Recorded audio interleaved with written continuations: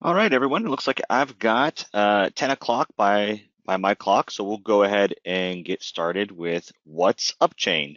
So thank you all for joining me for this session. I'll get started with just a brief introduction of myself.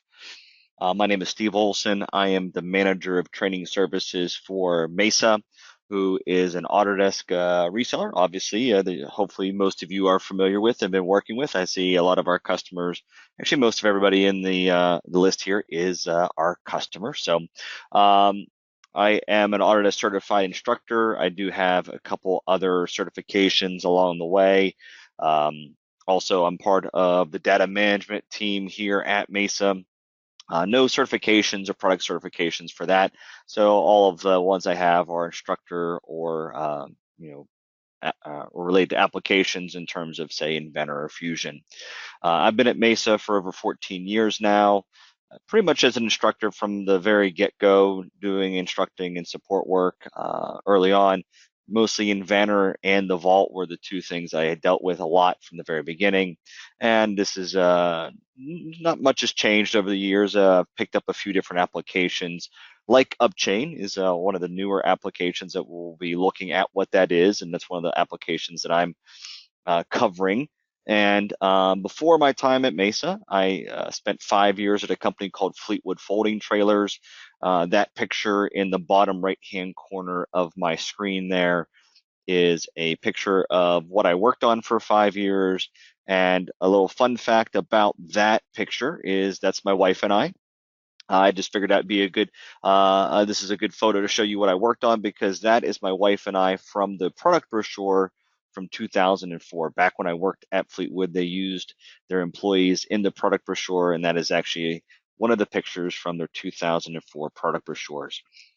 All right, so what is Upchain? So you probably heard that Autodesk acquired this software. It was right around spring of last year. And you probably was like, oh, what is that? And if you're anything like me, like I'll Google something like that and try to learn what it is or look up Autodesk web page about the product. And here is essentially the little, you know, 20 words or less type description of it is a collaborative engineering platform. The purpose is to connect engineers with manufacturers, suppliers, procurement teams, manufacturing or project managers, and other product stakeholders or project stakeholders to bring complex products to market faster and even more efficiently than ever before. So this is going to be considered part of their data management, their PDM and PLM family of solutions. So you probably have heard those terms before. Maybe you have, maybe you haven't. So PDM is what Vault technically is. It is a product development management tool. And then you have PLM, which is a product lifecycle management tool. And I just kind of like my 2 cents here before we get into it is it kind of feels like this is a little bit of both. It kind of sits in between, say, Vault and PLM. So it's not fully PLM, it's not fully Vault. It's kind of a little bit of half and half. Now, I will say here, um, with most of Autodesk products, at least their data management products or PLM products, they kind of have three goals in mind or three things that they're always striving for with each of the products.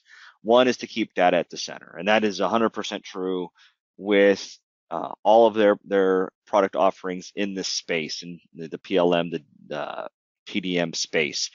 Your data is the center of the world. That's where everything grows out of. Collaboration is vitally important. So tools are built into Upchain to allow the collaboration between stakeholders. And actually, that's kind of where the name came from, is they're trying to connect the chain between the different spheres or silos, trying to break those down and try to make it one seamlessly uh, workflow, allow everybody to have sight into it and be included and try to not leave anybody out of the process. Because when people are left out of the process, then by all means, that's where things get broken down, where we're going to do things twice. We're going to this group knows about it, but this group doesn't, and we've got to incorporate them in some way, shape, or form. And in the process, control the product development process through the tool, so you don't necessarily have to do manual processes. Try to give you full control of what you want to do. And just like their other offerings, the process part here is it is customizable. One of the things they strived for with Upchain is to give you out of the box stuff that you could use today. You implement it, you get your tenant today, and now you're ready to roll. You've got some pre-built workflows. You've got those, but everything in there is then customizable. So again, it is an out-of-the-box configured cloud-based solution for manufacturing value chain with industry best practices built in. So again, it is a cloud tool. So don't want to get that lost in this. This is a cloud tool. There's no server install like you have with Vault. This is a cloud-based tool. It is ready to go right out of the box, but again, can be tailored to your needs beyond that. Agile innovation platform for cross-disciplinary manufacturing and data collaboration. Again, trying to keep this tool at the center of the workflow, or your data at the center of the workflow, and keep everybody incorporated in it. And then reduction of implementation time and costs with, again, an out-of-the-box approach. So you could start using it right away, but you also do have the ability of customizing this to your needs. So a couple things I kind of felt like I needed to kind of give a what is Upchain is type list here to help us understand that everything that it is capable of, or what it's designed to do by default. So again, it is a cloud tool. We don't need to do any type of server install. Basically, it's just assigning the licenses. You get basically what they call a tenant. That terminology is true with the PLM and the Upchain, where you're getting a little section of the cloud that is specific to your site, your tenant, your company. It is project based, so everything is gonna be kind of flowing through projects with Upchain. So in the minds of Upchain, a project could be anything that you want it to be. Coming from, say, the RV industry, I could almost see that a project could be a specific model of trailer for a given year. So it would have been, a 2022 whatever trailer would be one project, and then another one, and build out the product line like that is a possibility. That's not how you have to do this. I do know a lot of our customers are project centric anyway, so this would be built right into the way you guys work. In a given project, there's different roles that allow people to do specific things. There is a process here as well. So just like in Vault and in PLM, there's processes that it's, a file is in a given state. We can put that onto an ECR or an investigation request, and then those documents have kind of a chain that they fall through, and there's different roles that have different permissions on a given project. A project, we can add tasks and assign those. There's actually even a workflow inside of Upchain to kind of create the Gantt chart. Okay, here's all the tasks. Here's the different phases we need to get into. A given task can have things like start no later than, start on a specific date, and then you actually can even create linkages between specific tasks that this one has to stop before this one can start. And I'll kind of get into the interface here a little bit and show you some of those technologies there. There are workflow rules, again, like I said, that there are specific phases that things will go into that we'll have to kind of pass them through those stages and those states. It's item driven. So unlike, say, Vault, where you can kind of have it be CAD file based or item based, this is item based. We will actually be able to put CAD files into Upchain.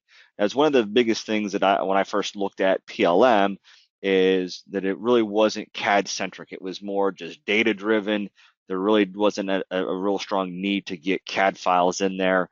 we can associate CAD files with our items just like we have in Vault. The one thing that's going to be interesting here when I show you is I'll open up a file and I'll have it create the items, and it'll basically check them into Upchain and create the items for those right along the way. Some other key features here. So that was kind of like what it is. Here's some key features to us. The CAD integration. So, you've got, I kind of like put things in terms of Vault Pro because that's what some of you out there are already using. So I'll kind of put it in those terms. So inside of Upchain, we have, or let's start with Vault. Vault has all of our Autodesk CAD application integration where you've got the add-ins right inside of those products, and you can check in, check out right from there. One thing that's kind of Upchain takes to the next level is the number of CAD integrations that it's capable of. Not only does it do Autodesk products, but it also does SolidWorks, CATIA, Creo, and NX. So there are add-ins or tools that work right inside of those applications. So when I go into Inventor here, I'll have an Upchain palette or browser that I'm going to be able to work from. And I really could, just like with Vault, stay in my CAD application and not really have to go into the website or the web app to do anything along those lines. Bill of material management. Just like with Vault Pro, I have the ability of creating a bill of material. They actually do track a couple different types of BOMs, and we'll get into that when I talk about BOMs, the different types of BOMs that it tracks, and how those all interact. This does business processes, including change management. We can do change management. We can do quality assurance. Some of those higher level, more company level workflows that aren't specifically engineering department, these can be created and leveraged inside of Upchain. Also, we talked about how data is the center of our world. We can also start collaborating with our suppliers. So whenever I have an item, I can add some suppliers. I can use Upchain essentially to submit those items to a supplier or manufacturer to get quotes. And so we can do that. They'll have a specific portal that they can log in. They'll get basically an email with a link that's good only to them. They log in. It basically shows them only the information that's required for them to create their quote.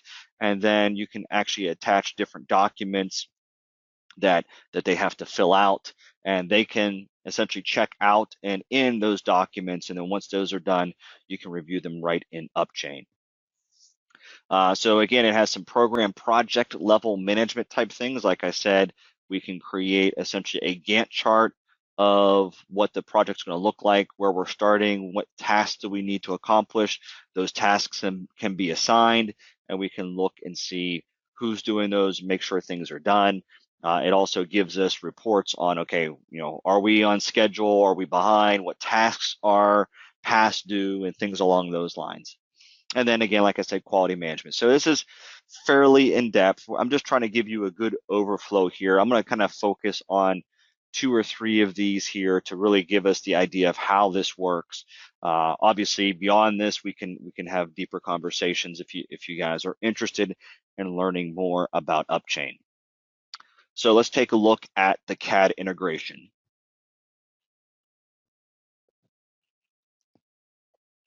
So Upchain is what they refer to as CAD agnostic. It doesn't have to use one specific tool. I mentioned these earlier, so it works with Inventor, also with AutoCAD, SolidWorks, NX, and CATIA. And Creo, I didn't have their logo on there, but it works with those. And I'll show you how that works. It leverages a CAD connector. So that screenshot in the bottom left-hand corner is a viewer of my CAD connector. And basically it will show me all the different applications that are on my system that does have the ability of working right with Upchain.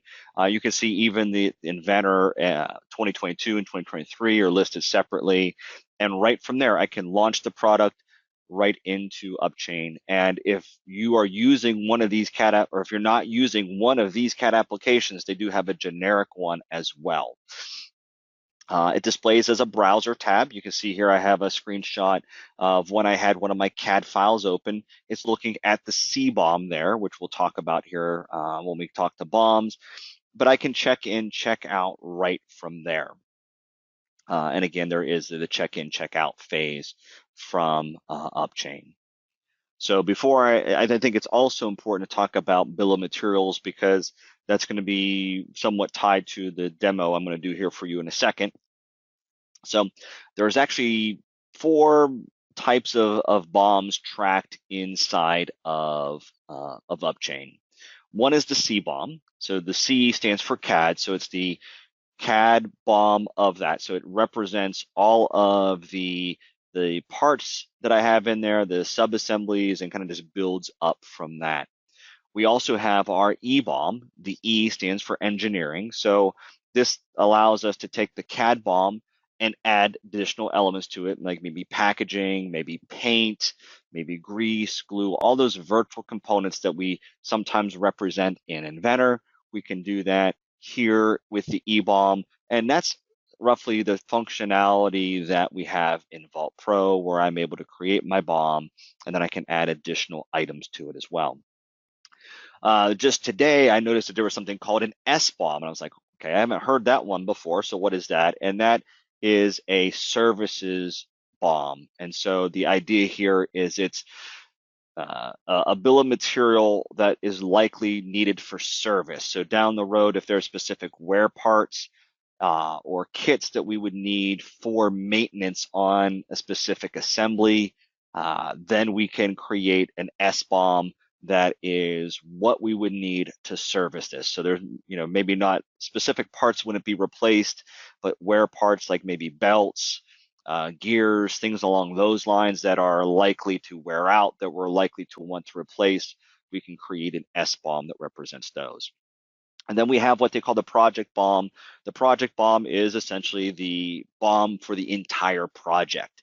That comes into play when I'm already got something checked into Upchain and I want to start getting it back out. So uh, the other thing that we can do here is we can do things like compare. I actually thought this was a neat functionality. That screenshot in the bottom right-hand corner is 2 different versions overlaid one another. So we can see where the common parts are. Those green and red represent areas that have been changed that are different. So we can overlay those as well. So I think it's a good idea here to actually get into the product and show you some of this functionality. So bear with me here a moment. I'm going to jump over to, say, Upchain. I'm going to jump into the website first, make a project, add, create a task, assign that to myself because I'm the only person in the tenant, and we'll kind of go from there. So here I am in Upchain. When I log in, you can see I have a list of projects here that are available. I actually am showing all active. I could say, well, just show me my favorites, but I'm going to go to all active. And you can see down here, I have a list of assignments. There's some release items that I need to do on the specific project that are due tomorrow. There was a kickoff meeting that I'm 24 days late on. Some of the things that I did just to kind of familiarize myself with Upchain. You can see I created some different projects and tasks that are now due. But what I want to do here is I want to create a new project. So up here at the top, I have create project. So I'll hit that. And I have different types of projects that I can create. And again, a template project here is one of those ones that it's built into it. I can kind of create it so I can customize that, so I can leverage that, so I can get some things set up. They don't have to do certain operations every time. I can kind of build a template for me. I'm going to use the engineering project here this time.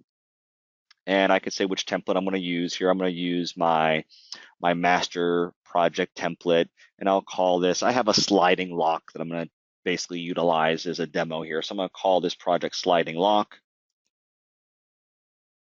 And I can put in a unique identifier, which is a 4-digit code. And I'm going to use SL001 or 001 and sliding lock assembly is what I'll just call call or give that as my description. And you can see here is which customer, and that one's already kind of built into here. And the parent project or isn't a parent project, and then a workflow. So I could build different project workflows here. There's just one in there that I'll utilize that. And I'm going to go ahead and say create. So now it's going to take me to some information of that project. You can see there's really nothing in here just yet, but I'm going to go down to the project management. Oh, it wants me to log back in, so I'll log back in with my Autodesk account here.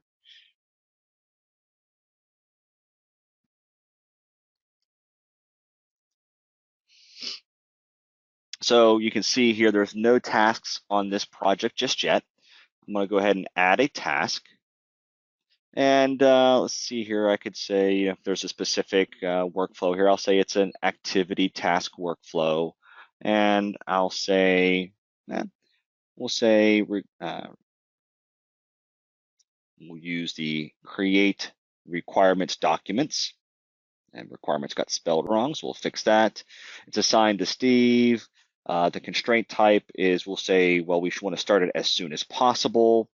And I'll go ahead and create the task. So create that task. And then maybe, we've got all of our requirements created, and then we want to, get maybe an initial concept checked into the to Upchain. So I'm going to create a new task as well. And I'm going to do the same thing, activity task, and I'll say add initial CAD design. Some of these fields I've used already, so they show up as something else I can do. The constraint type, and I'll say here I can specify a few other things. So as soon as possible, as late as possible. So the project kind of has a beginning and end date.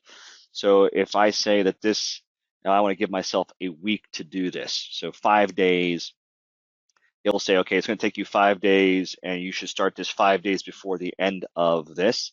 I'm just going to say as soon as possible because I want to show you how I can create a dependency or stagger these so they kind of match up with the previous one. So I'll say as soon as possible, and I'll create the task. So I have both of them here. And if I zoom my bar out just a little bit, what I could do is I can slide this one. Nope, I don't want to do that. Come on. Actually, I don't even have to slide it here. When I hover over a specific task, you see I get these little radio buttons. I can connect these two dots, and what it will do is it shifted it so it then shows up that it's showing that it's after this one, and now I can slide it around a little bit to show, now here's the Gantt chart of when things need to be done, and those tasks are assigned to specific individuals. All right, so that's the project creating of a task and so on. Let's take a look at the CAD integration. So, how do I get into, say, into the CAD integration? Well, first off, I have to install the CAD connector. So if I go up here to my profile, there is this plugins listing, and that will open up another page. You can see the CAD connector. There's also an Altium exporter, Upchain CAD importer. So there's different tools there as well. You can see there's even some add-ins or plugins for Office and for Outlook. I've already downloaded and installed this CAD connector, but I wanted to show you that it's pretty straightforward to get. And let me launch my CAD connector here. I don't necessarily have to do it this way, but I'm going to go ahead and do it that way anyway. So here I have basically a shortcut to it. So if I double click on it, it'll launch the CAD connector for me. Yep, there it is. So you can see there's, like I was showing you the screenshot earlier, that I could just launch right into one of these here. I'm going to launch my Inventor 2023. I left it unlaunched specifically so I could show this to you. But if I bring up that folder again where I have my shortcuts listed, you can see I actually created a shortcut just to launch Upchain for Inventor right there. So that's what I could launch. I've also seen where if I launch Inventor by itself, it's a plugin, it's an add-in, it kind of launches there already itself. So give this a second to launch.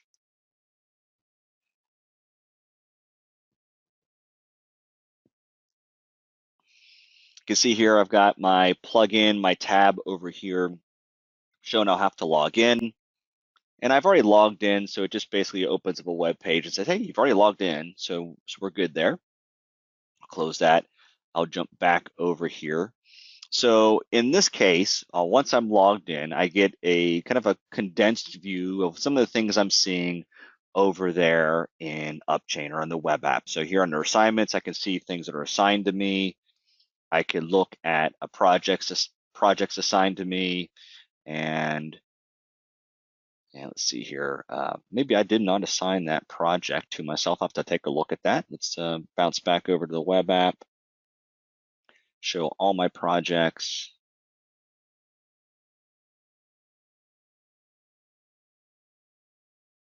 Maybe I didn't maybe I didn't assign that to myself. I thought I did, but oh, I know what I did. I didn't start the process, so I'll have to do that here again. So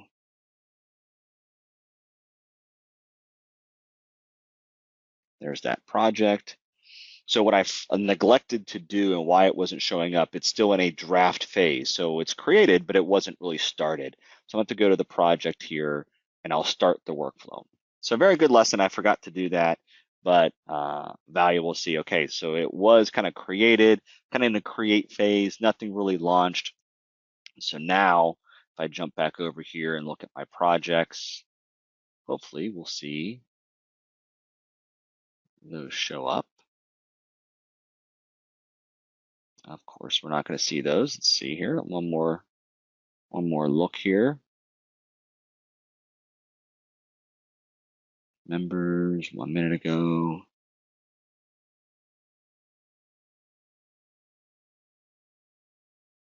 Oh, still in a draft phase. So that was part of it. I started the workflow, but I didn't activate it. So yet again. So now this should. So if I go back to Upchain here and show all actives,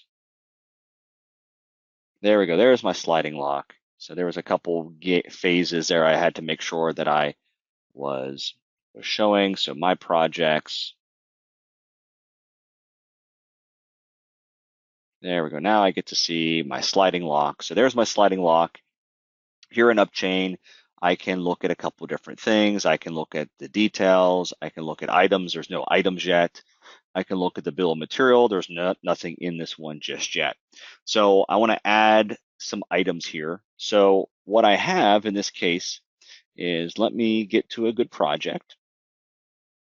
So I do have a project here. It's not in the workspace for Upchain. I guess that's important to recognize here. If I go to my settings, one of the things to note is the home folder location. So that's where it's going to kind of treat as your local workspace for the files that you're working on.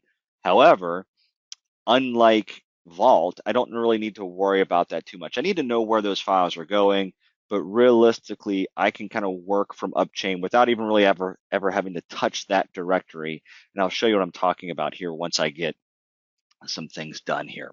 So what I want to do is I want to open up a file, and unlike Vault, I don't necessarily have to copy those to a given folder. I can just open them from wherever I'm at. I'm going to start with my assembly here. The Upchain will grab the drawing when I go to check this in. So I'm going to go here and open this up.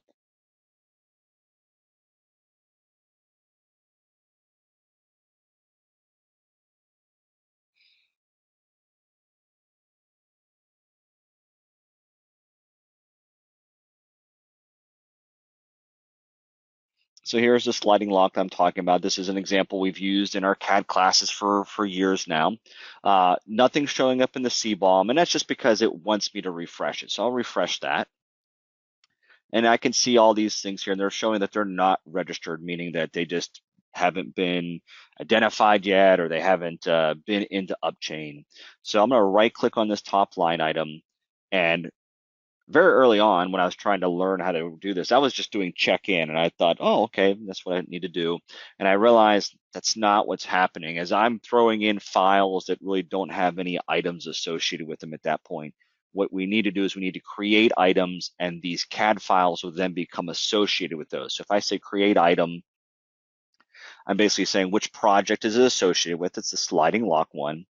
I'll select that, and then I should get a dialog box here with some of those associations. So it found the drawing, and I'm getting this little dialog box. I apologize, it's so small. It's just the screen resolution I'm using isn't scaling it up right, but it's basically showing me here, here's the structure of that assembly. Here is what it's going to build in Upchain. I'm going to go ahead and say OK here, and it's going to check those files in. And then once I have them in there, I'll bounce back over to Upchain super quick just to show you what that looks like now in terms of the project.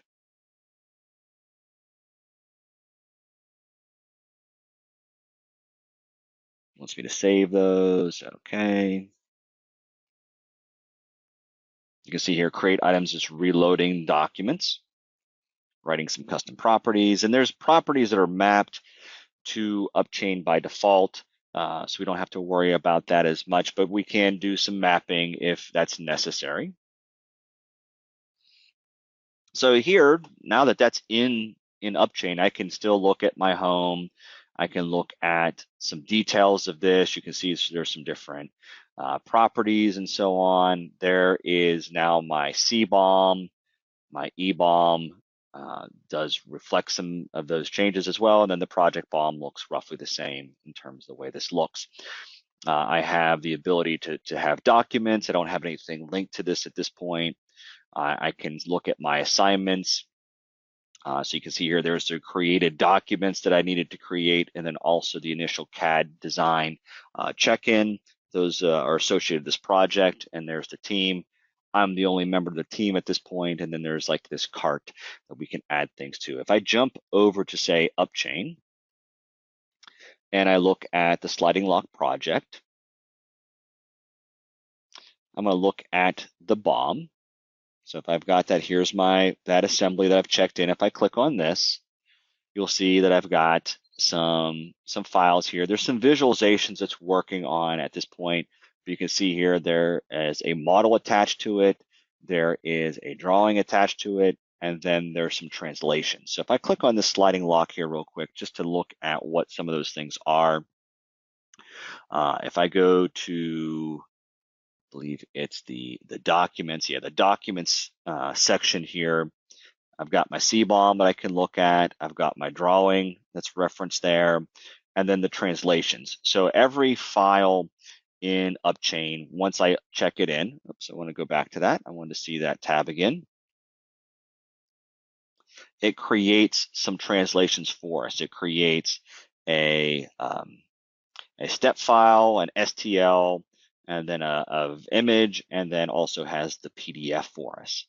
If I go up here and I want to say I want to view this file, I can say I want to look at the model or the drawing. I'm going to go to the model.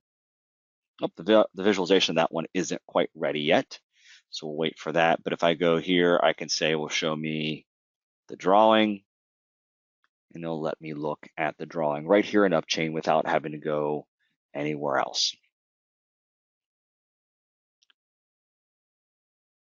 All right, so let's just take a quick look here. If I wanted to make a change to this, how would I go about doing that? So that's where the project BOM comes into play here. So if I wanted to maybe check this out, so here I'm looking at my project BOM. Let me close this one out just so I don't have anything open. One thing that I did find is a little bit of I'll just say an annoyance, and maybe I just haven't found the right way to go about it, is when I close my files, my tab goes away. So I just have gotten to the point where I start a blank part file so I can get to my tab here. I can go to one of these files, I can right click on it, I can say open, it'll open it up. So again, I don't have to go to like say a local workspace. I'm going right to Upchain here and go to the project BOM. And let's say I want to check one of these files out. So I can right click here and see here, let's close that guy out again here. Make sure I'm on the project BOM.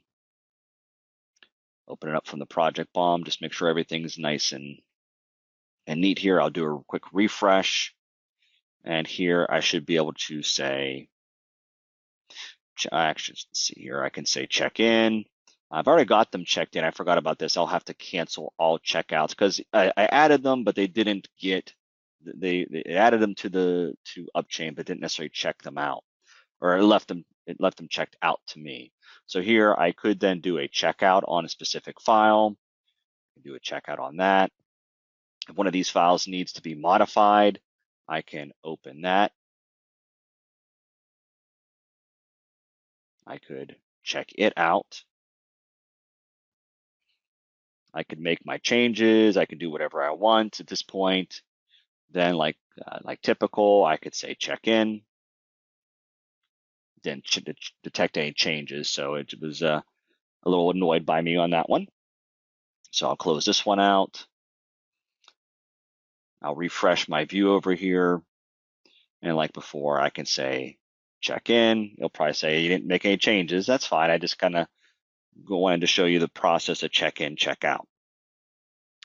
If I go back over here to this, if I wanted to say I wanted to add some sort of item to the BOM, so I could do that. I'm going to save this as a new eBOM version first.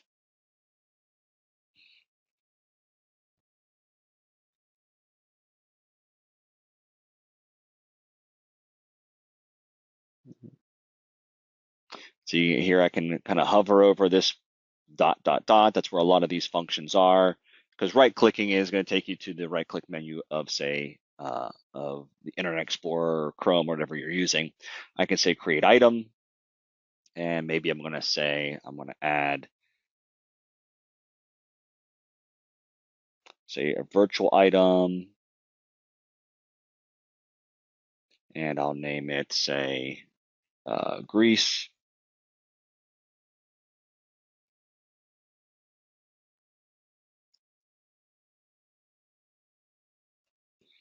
I'll create that and it'll add it to the item. And it's a virtual component. So if I had then opened this file up in CAD, it would show slightly differently because it's not a true item there. So one last thing I'll show you here, and then I'll get into some other topics here, is let's say I wanted to release this. I wanted to kind of say, I want to kind of release these because these are still kind of in a development phase here. So what I could do is I could say send to, say like a change request. It'll create a change request for me. I'll use a specific ECR workflow. I'll save this. So it's kind of like in this kind of draft phase still. I'll start the workflow. The only step in this workflow is to release these files. I'm going to let that go, and I can say release items, and then all of these will then say initial release. And if I do a quick refresh here,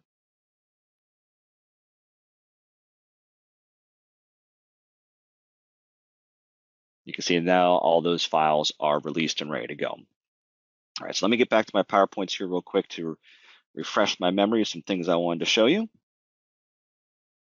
So we went through all of that. We did the CAD integration, the create item, the check-in, check-out process. We did some bill of material management. We added a file, and we also did a visualization. We kind of looked at the visualization. So the change management, real quick, it is out of the box configured workflows for the business process. Again, you can see I was leveraging those there. I didn't have to create any of that stuff. That was all 100% out of the box stuff. They are fully customizable.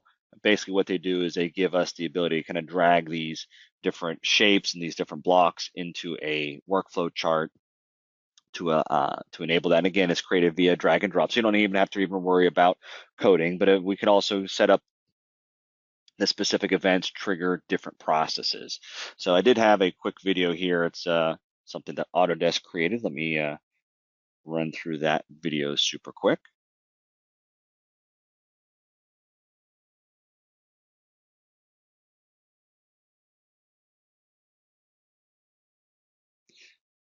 So you can see here, there's different types of processes that they can create. So there's tenant workflows, system workflows. They're creating a new one here, and they can just drag and drop different, there's a decision, there's a specific task, and then they're going to drag a few on here, and then they're just going to connect the dots essentially to show the flow, and then they can utilize each of those phases to represent something there. So in this case, they're looking at these different components. They're going to send to a change request. They can define or describe that change request, kind of like what I did there a little bit ago where I put the change request. You can also have it change the major and minor revisions here, and there's that initial release there, and they're going to set it into a specific workflow. They have some here that were not out of the box that they're using there. That workflow, that simple release one, must have been the one they just created, and so the workflow has been started. And there we go. So that is the ability, or at least shows you how easy it is to create some of those workflows. The next thing I was going to talk about is the supplier collaboration. Bill of material items can be associated with specific suppliers, and actually can even be to more than ones. Maybe you're sending it out for a couple different quotes. They can then submit RFQs for suppliers, and can include different documents to include, and also you can also include them as notifications on change processes if necessary. And then the suppliers have a special portal that they can log into to get into and interact with that change request, or that RFQ, sorry. So here again, another quick little video that shows that process.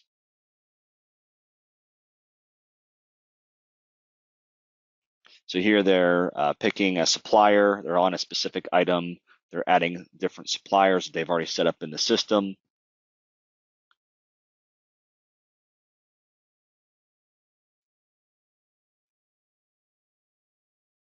And now here is, they're going to create a supplier workflow that they're going to set this and submit this to them.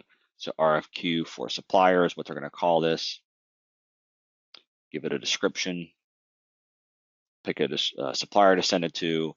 They can attach documents like a form, like a PDF form that needs filled out. And then here is what it would look like on the other side. They'd get an email, they'd log in, and then they would be able to see the part, but they'd also get a lot of the important information there. They can fill in what the information for the quote, and then they can actually check out specific documents that are related to that. So they can check out, fill out the specific form, and then basically check it in, and then complete that. And then on Upchain side, that they can, you can take a look at that and make a decision based off of that. All right, so just a few kind of piece of information here to kind of wrap up our talk for today. One thing to bear in mind is when they first when they first acquired Upchain, it was a standalone product, but now they do have it bundled in with the Fusion Manage, or the Fusion, basically what is the PLM version of Fusion. So it then allows you to connect it with a larger scheme and all the other resources that you have in Fusion Manage.